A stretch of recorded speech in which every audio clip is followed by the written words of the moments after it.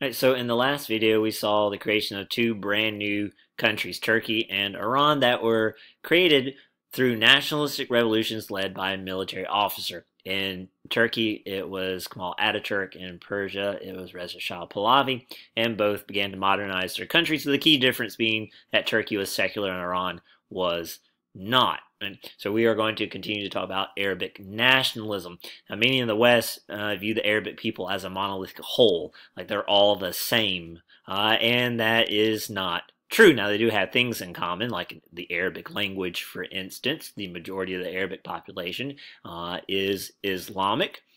But there are differences. Once again, some are Sunni Muslims, some are Shia Muslims. You also have Arabic tribes, and sometimes those tribes don't necessarily get along. So you have religious differences, you have tribal differences, and there are variations in Arabic culture throughout the Arabic Peninsula. So they are not all the same.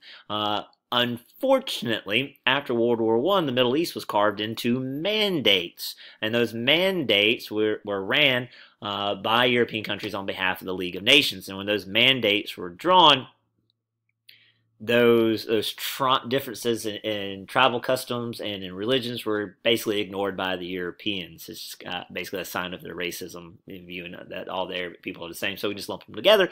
So many of these mandates that were created, like in Iraq or in Syria, kind of lumped together groups of people that maybe should not have been lumped together. It's one reason, not the reason, but one reason why at times the Middle East experiences turmoil.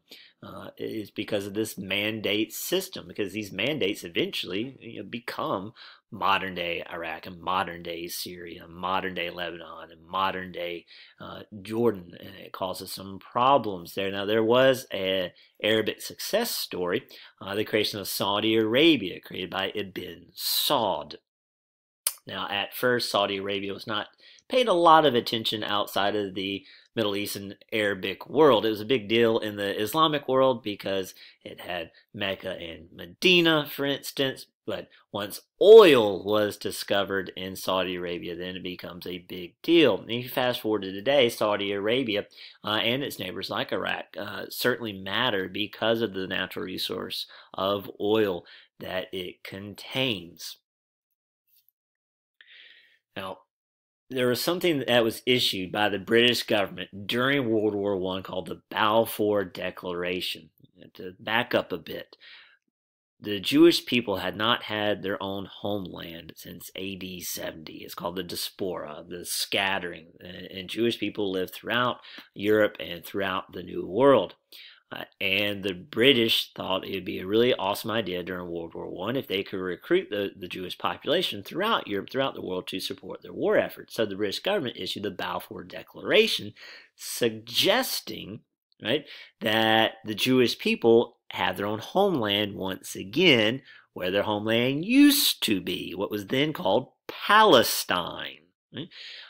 And the reasons for this is, as I said, trying to get Jewish support for World War I. Also, the Jews were facing persecution in different parts of Europe. This could be a safe place for them to go, a homeland for them to go.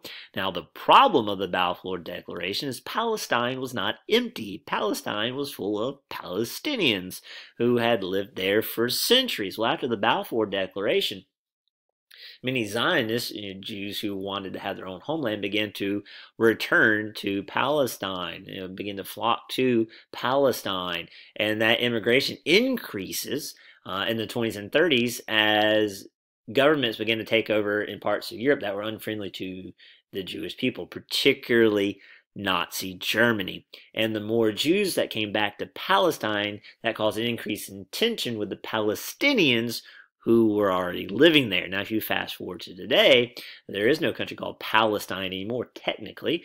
There's a country called Israel.